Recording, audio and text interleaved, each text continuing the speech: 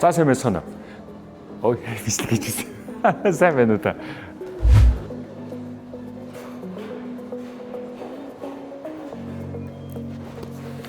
Сайн байна уу?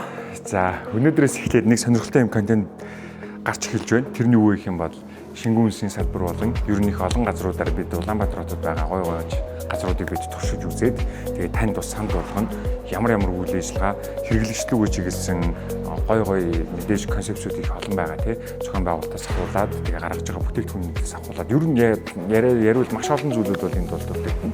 Тэгээ хамгийн ихний газар нь болохоор фронтог бид бүх ерөнхийдөө онцолж байгаа. Тэгээ яагаад вэ гэхээр манай Медгагийн хувьд болохоор фронтогийн үүсгэн байгуулагч тэгээ Медгатайгаа ер нь цаашдаа болохоор бас ингээ хамтраад бид өөр газруудыг бас ингээ туршиж үзэх байгаа юм. Тэгээд хамгийн ихний газар нь болохоор Медгагийн өөр яг энэ үүсгэн байгуулсан фронто ямар концепттэй ямар чиглэлээр бас ингээд их үйл ажиллагаа явуулдаг талаар бүгдээрээ хамтдаа гүн рүү н орцгоё. Бодож орцгоё.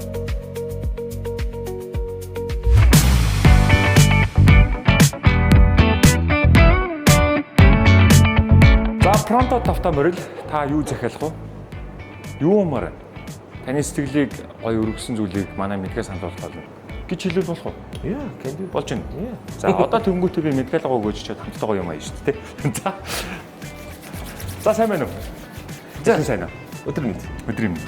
Бид ч ер нь хамтраад ингээд цаашдаа дараа юмнуудаа ингээд хийх болно. Гэхдээ өнөөдөр манай одоо Фронтогийн яг үүсгэн байгуулагч Медгагийнхаа бас яг ингээд өөрийнх нь лаунж бар гэж явах юм. Кафе бар гэж явж байна. Кафе бар гэж. Тэгээ кафе барын носох нь болохоор өглөөдөө болохоор ерөөдөө кофетэй, оройдоо алкоголоор. Тэгээ түрүү орж ирэнгүүт надад Америкт өгч байгаа юм шүү дээ. Манайх эспрессо өгдөлтөө. Итали өнгөс шууд нэдрэгж байгаа. За баярлалаа. Тэгвэл тэрэнгүүрээ онцлогтой юм байна. Кафе тэгээ оройдоо болохоор үйл ажиллагаа шингэн үндэснэ. Тэр дунд алкоголтой бүтээгдэхүүн гараад бүтээг. Тэгээ мэдээ ер нь Италид хэр удсан юм бэ? За Италид ер нь бол нэг 3 жилиг бол өнгөрөөсөн байна. Тэгээ яг хэвээр амьдрсан шиг амьдрсан буюу Италийн бүх муж улсуудаар болохоор аялаад тэгээд маш сонирхолтой, маш гайхалтай дурсамжуудыг бол өөртөө үлдээгээд эдгээр зүйлүүдээс ер нь яагаад энэ Монголд өөрийнхөө сонссон зүйлийг болохоор Монголд одоо хэрэглэгчдэд төвөж болохгүй вэ гэсэн зорилгын үндсэн дээр энэ газрыг нээсэн байна.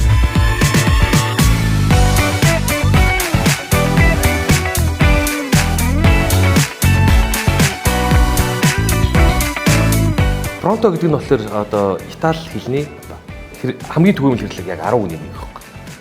Хүмүүс болохоор уцаа авахлаар байна уу гэж фронто гэж авдаг. Тэр нь болохоор утга санаа нь болохоор би бэлэн байна л гэсэн утга санааг хэрэглэдэг байхгүй. Тэгэхээр фронтыг утга санаа нь болохоор манайх билээ л гэсэн.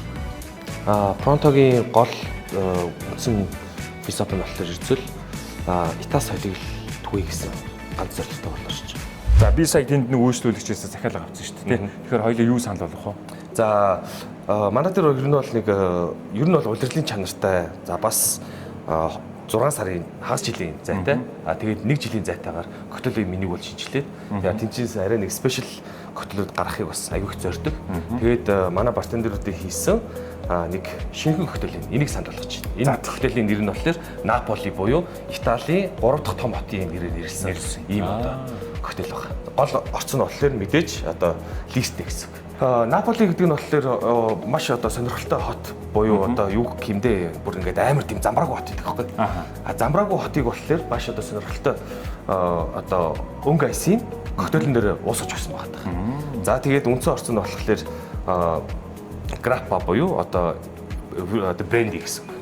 За энийг нь болохоор бид нар өөрсдөө лиртэй нэрж гаргасан байна. Тэгэхээр энэ коктейл маань зөвхөн манахаас гаргал одоо спешиал гэсэн одоо дэлхийн хаач баг байхгүй зөвхөн манахаас өөрсдийн жороор яг зөв өөрсдийнхөө ноу-хау өөрсдийнхөө жороор хийсэн гэсэн. За энэс 30 мг бичтэй.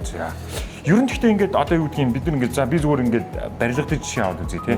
Бид нар одоо шинэ фундамент тавиаг гэж шууд дээврээ өгсөн гэж байхгүй шүү дээ. Яг зөв. Тэрнтэй ижилхэн энэ ер нь шингэн үндэсний салбарт энэ бүчиж байгаа энэ бүх зүйлүүд маань дараалал гэдэг зүйл ер нь чухал уу? Маш чухал. За хоёрт нь юу хийч вэ? За хоёрт нь болохоор энгийн нөгөө нэг хаягдал лирийг лирнээс нөгөө хаягдлууд гарч байгаа. Тэр хаягдлыг болохоор эсгэж гаргаад эсгснийгээ болохоор одоо энэ пир лакто фермент кордиал гэж гаргачихж байгаа гэсэн. За 3 дахь бүтээгдэхүүн маань. За 3 дахь бүтээгдэхүүн нь чинь лайм орчиж байгаа. За өнөөдрийн үед болохоор алкоголын суурь нь болохоор бренди ашиглаж байгаа буюу граппа гэсэн. Тийм. Дараагийн бүтээгдэхүүн нь болохоор вермут орж байгаа. Тийм ээ тий. Маш сонирхолтой. За энийг үнэртэй үзтээ. Оо ямар гоё тийм чам өнөртэй юм бэ нараа. Одоо энэ ганц бүтээгдэхүүн гоё харагдаж байгаа. Бусдууд нь дандаа юм технологийн аргаар өөрсдийнх нь ноу хау шингэсэн бүтээгдэхүүн төсөв шүү дээ. За. Стиринг техник гэж байна. Коктейл хийх чинь ерөөдөө нэг 2 3 яг үндсэн техник гэж байдаг. За нэгдүгээр нь болохоор сиксэн буюу шейкэн, дараагийнх нь бол стир буюу одоо хутгах, дараагийнх нь бол трөө буюу одоо дээрээс нэг хаях гэсэн одоо ер нь бол үндсэн алкогольтой бүтээгдэхүүнийг хүүтэн болгосноор тухайн алкогольны ааг маань дарагдаж уухад хүнд илүү таатай болж өгч байгаа гэсэн. За энэ кофе шопод болохоор илүү нэг жижигхэн мөсийг л ашигладаг. За коктейл баарнууд болохоор за 22 одоо миллиметрийн одоо хэмжээтэй. За 22-оос 25 миллиметрийн хэмжээтэй ерөөхдөө мөсийг одоо ашиглах нь айгүй зөвөө гэж одоо үздсэн байдаг. Ягаад гэвэл тухайн мөс маань мэдээч одоо дулааны яцд орно. Тасалгааны температуртай байгаа алкогольтой холдоод ирэхлээр дулааны температурт орж мөс үндсэн бүтээгдэхүүн хоёр хоорондоо одоо гал ус шиг одоо ice and fire шиг хоорондоо одоо арцалдаж эхэлдэг гэсэн. За тэгж явах тэр процесстэй болохоор мөс маань хайлж идэг. Мөс маань удаан хайлах тусмаа л ер нь бол сайн. Тэгээд бүр хурдан хайлаад эхлүүл одоо коктейлийн үндсэн хамтанд байхгүй болно тий нэрээ. Өөрчлөлт хийдэг. За тийм болохоор кофе шопод чинь болохоор арай жижигхэн тий. Нөгөө шоколадны хэлбэртэй юм шиг юм мөснүүдтэй байгаад идэв шүү дээ. Тэр мөснүүд маань болохоор ороод ирэхлээр илүү нөгөө нэг бүтээгдэхүүнийг одоо кофег ч юм уу илүү хурдан хөргөх зорилготой гэсэн. Энэ ерөөсөө амтлагын хэсэг юм биш үү тий. Энийг өөрөө бартендерд аягүй ашигладаг да. Тийм бай. Надад энийг тэрийг одоо оо яг. За. Оо би бас энэ чинь туслаад биш үү? За тусалж баарны хойнд бартендер тусалж байгаа хүнийг юу гэдэг вэ гэхээр барбек гэж байгаа байхгүй. Тийм үү? Тэгэхээр чи өнөөдөр миний барбек болж байгаа болж байгаа гэсэн юм. Оо. Nice. Cube ice хийлээ. За энэ cube ice нь олонгууд нөгөө энгийн нэг мөсийг бодвол хамаагүй том байгааз. Тийм бай. За энэ том мөс маань олонгууд коктейлийг илүү удаан хайлуулдаг гэсэн. За ингээд манай Наполи гэдэг коктейл. Наполи. Тэгээд Пронтогийн одоо шинээр гарч иж байгаа мэдээж яг шинээр одоо мэдэлж байгаа. Яг баг туршилтаа баг манай бартендерүүд 2 3 хоног юм хэлсэн баг. За амсаад үсттэй. За яах ёстой юм бэ? Үг мөнгө хэлэх ёстой юм юу? Италичууд яг юу гэдэг вэ гэхээр ер нь хоёр төрлийн үг хэлдэг. За. Нэг нь болохоор салуте гэж хэлнэ.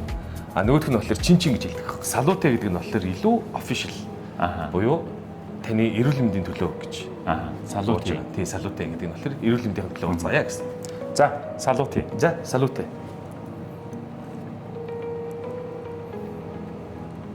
Хөө. Ямар гоё тааламжтай амттай юм бэ? Тий. Энэ тодорхой хэмжээний юм жоохон бага зэрэг чихэрлээ зэ. Тэгээ бага зэрэг алкоголын хэмжээ бүх юмнуудын юм нэг юм баланс нэгээд харцсан. Гэхдээ ингээд алкогол ингэж хурц амтагдахгүй, чихэрлэг зүйл бас тийм тод амтагдахгүй. Тэг бүх юмных нь яг ингээд нэг юм нөгөө шогон байдаг ч тий. Яг шогомдоо тавьсан шиг амтагдаж байна. Тэгээд эн чинь яг нөгөө одоо тухайн бартендерийн одоо скил бас энэ дээр гарч ирдэг гэсэн. Тий. Юмас хэр сайн мэдж байна вэ? За үнэхээр супер. Супер. Чин. Энд дээр баг чинчиг нэрч юм шиг. Нэг чинч өгч гэсэн. Энэ наач баг хэлхийч амар юм шүү. Гоё тийм ээ тий. Why not? Нэг чин. За энэ гэхдээ ингээд шинэ бүтээгдэхүүн учраас та бүхэн бас ингээд фронто дээр ирээд чин гэж хэлж болно. Эсвэл одоо Италийн алдарт 3 дахь нэр Наполи гэдгээр нь хэлсэн болох нь шүү дээ. Энийг гэхдээ Япон чинжингээс хамаагүй хэлж болдгүй юм билээ. За. Ариун өөр утгатай юм билээ. Тэрийг өөр хүмүүс комментэн дээр хэлэх бах те. Японоос осоод. Тэгээ бас юу гэдэг ер нь Японд ягаад чинжиг гэж болж байна те. Японд чинжиг гэж яг юу гэсэн үг юм бэ? Би бодож байгаа. Хэрвээ комментээр хармаар байна. Нилээ эрсдэлтэй байх юм бол тэгвэл Наполигоор л явъя. Яг Наполигоор л авчи. Наполигоор л явъя. Тэнгүүл чин ямар өвчтэй видео гоё сэтгэл хэсэг тав хүн үлдээгээрэй. За баярлалаа. За дараагийн газараар хамттай явъя. За тий явъя. За.